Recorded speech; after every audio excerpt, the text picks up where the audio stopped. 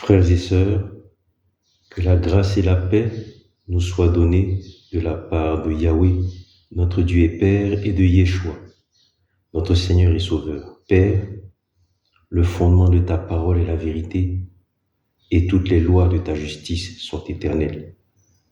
Les révélations de ta parole éclairent, et elles donnent de l'intelligence aux simples. Remplis-nous de ta parole.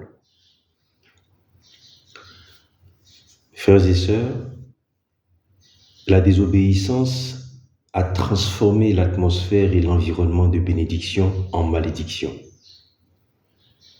Et toutes les malédictions qui sont citées dans le Lévitique 26 et le Deutéronome 28 trouvent leur origine dans la malédiction, ce principe qui est apparu dans Genèse 3 après la désobéissance. Et frères et sœurs, la malédiction a produit deux principes. La malédiction va engendrer de deux éléments dont nous allons parler ici tout de suite. Le premier, c'est l'idolâtrie. Alléluia. Lisons. Dans Genèse 3 au verset 7, il est dit que après qu'Adam et Ève eurent péché, leurs yeux à tous deux s'ouvrirent et ils connurent qu'ils étaient nus. Quelle était la nature de cette nudité? Tout d'abord, cette nudité, cette condition est apparue sous le régime de la malédiction. Cette nudité est la condition de l'image sous le régime de la malédiction. Et elle est consécutive, elle est apparue après la mort de la nature originelle de l'image. En effet, pour rappel, si nous réécoutons les partages 35 à 39, nous voyons que l'homme n'est pas seulement la partie qui a été formée à partir de la terre, à partir du sol. Mais l'homme a un antécédent. Il a été engendré, il a été créé, il a été prédestiné. Et toute cette partie qui a été établie par Yahweh, Dieu, est morte à la désobéissance. Vous pouvez réécouter les partages 35 à 39.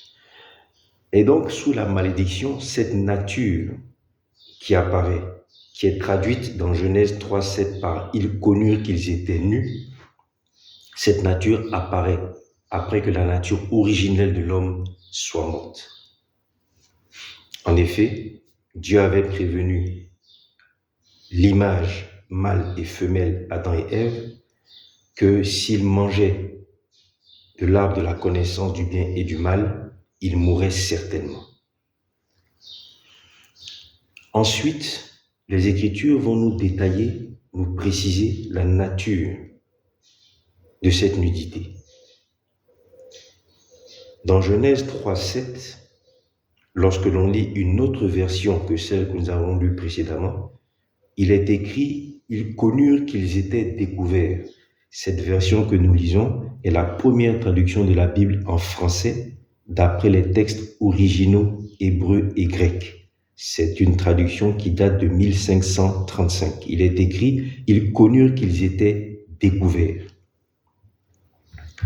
Lorsque nous lisons Genèse 3, verset 19, Dieu lui-même précise encore mieux cette nature.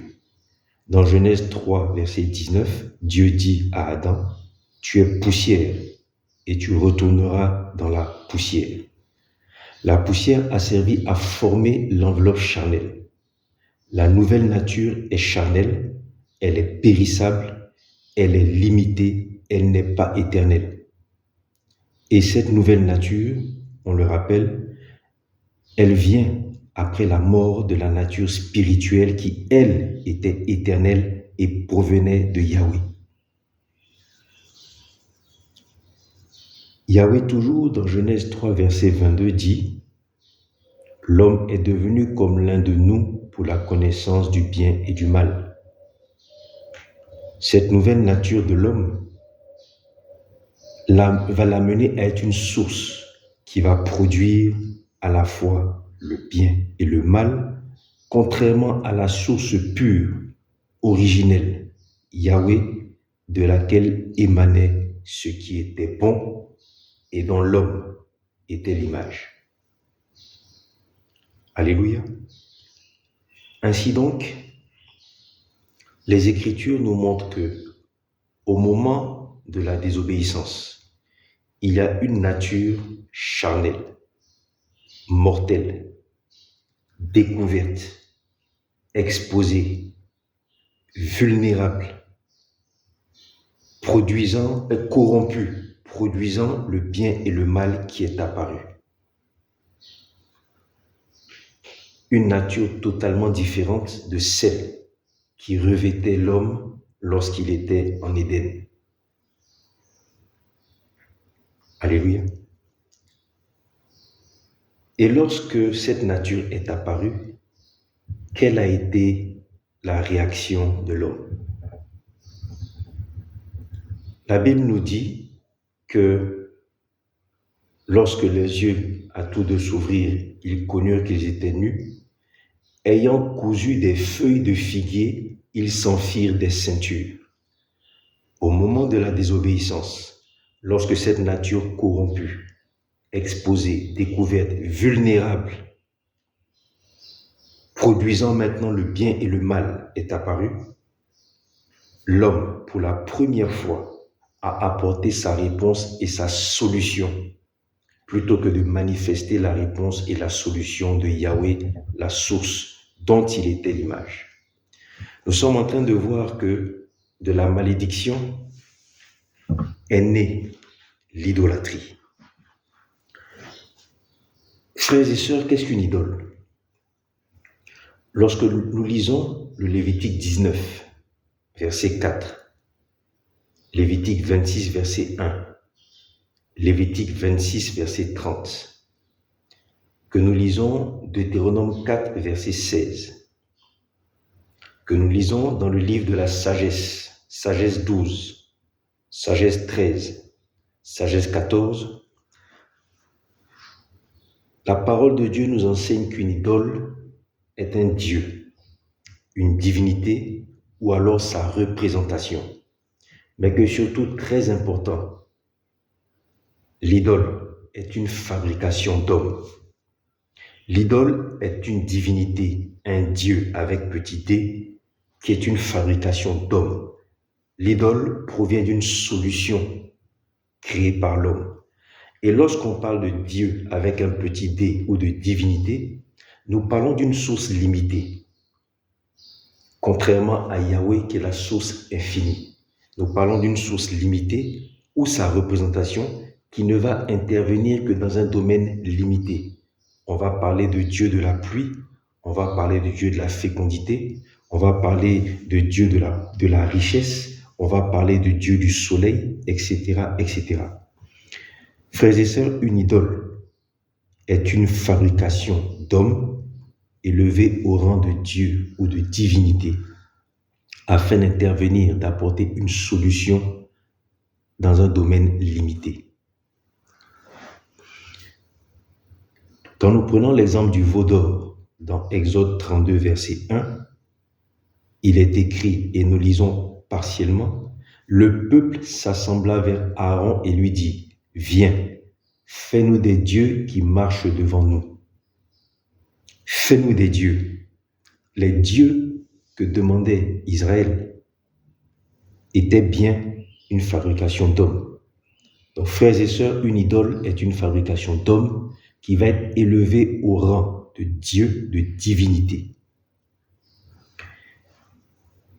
Et frères et sœurs, l'idolâtrie va commencer lorsque l'homme va mettre sa foi et sa confiance dans des solutions qu'il se donne pour couvrir une vulnérabilité, une nudité, une fragilité, en les élevant au rang de Dieu ou de divinité.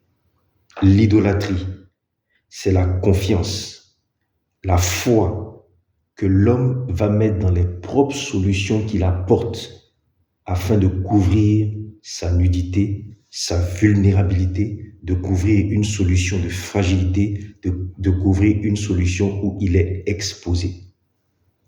Alléluia. Élevant cette solution-là au rang de Dieu ou de divinité. Et ainsi, l'idole qui a été créée par l'homme est censée répondre à un besoin, à une fragilité, à une espérance, à un désir, à une volonté.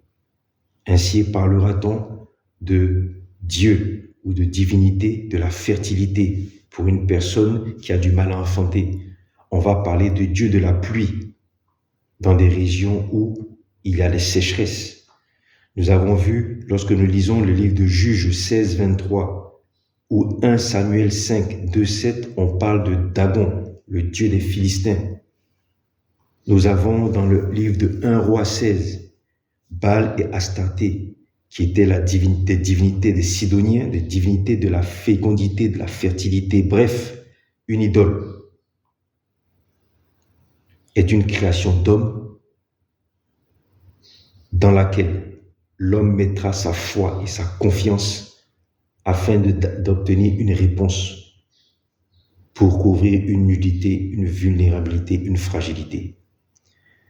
Et donc, frères et sœurs, face à sa nouvelle nature déchue, la réponse que vont donner Adam et Ève en apportant eux-mêmes leur propre solution, plutôt que de chercher la solution que pourrait leur apporter Yahweh, l'Éternel. La réponse qu'ils vont apporter, la confiance qu'ils vont mettre dans cette réponse qu'ils vont apporter, préfigure l'idolâtrie. L'idolâtrie qui va être un piège et un frein extraordinairement important dans la relation entre Israël et Yahweh. La réponse d'Adam et Ève préfigure le comportement idolâtre qui jusqu'aujourd'hui perdure et empêche la créature, l'image, d'être parfaitement connectée avec la source Yahweh. Les gloires soient rendues à Dieu. Qu'en toutes circonstances, il manifeste sa supériorité. Dans Genèse 3, Yahweh lui-même va déjà manifester que face à l'idolâtrie, il est la seule et l'unique vraie source.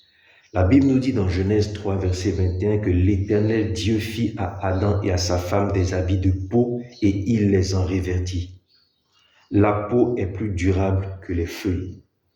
La peau est plus résistante que les feuilles. La peau est plus solide que les feuilles. Dieu, face à la réponse à l'idolâtrie d'Adam et Ève, va montrer qu'il demeure l'unique et seule source, l'unique et seule vraie source, en manifestant la supériorité de sa réponse à lui. La Bible nous dit qu'il fit à Adam et sa femme des habits de peau. Il les a revêtus d'habits plus résistants, plus durables, plus sécurisés que les feuilles de bananier, que les feuilles. Alléluia. L'idolâtrie trouve son origine dans la réponse d'Adam et Ève en Genèse 3, mais Dieu avait déjà manifesté, Yahweh avait déjà manifesté sa supériorité face aux réponses de l'idolâtrie. Et frères et sœurs, Yeshua, notre Seigneur et Sauveur, nous a alertés sur l'idole des idoles, celle que les hommes contemporains ont élevée au rang de Dieu. Dans Matthieu 6, 24, il est écrit « Nul ne peut servir deux maîtres.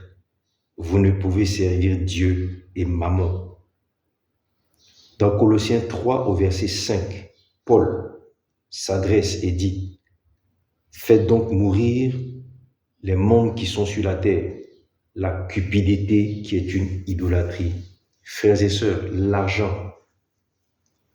l'argent qui est une solution trouvée par les hommes contre la précarité, contre la vulnérabilité, contre le dénuement, contre la pauvreté, contre les besoins primaires. L'argent est l'idole des temps modernes.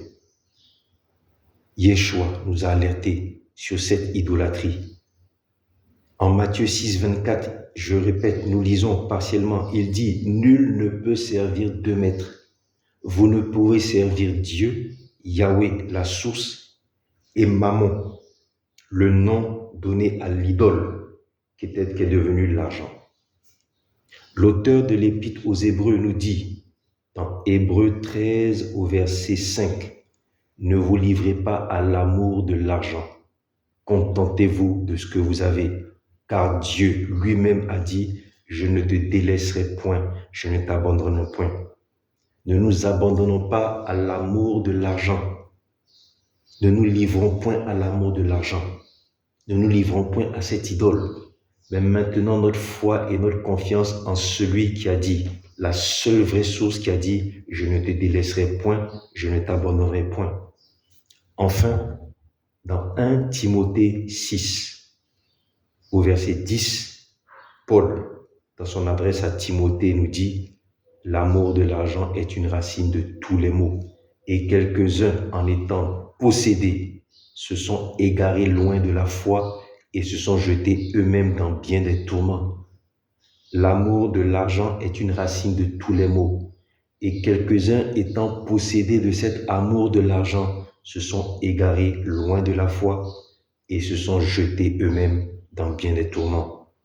Que la grâce et la paix nous soient données de la part de Yahweh, notre Dieu et Père, et Yeshua, notre Seigneur et Sauveur.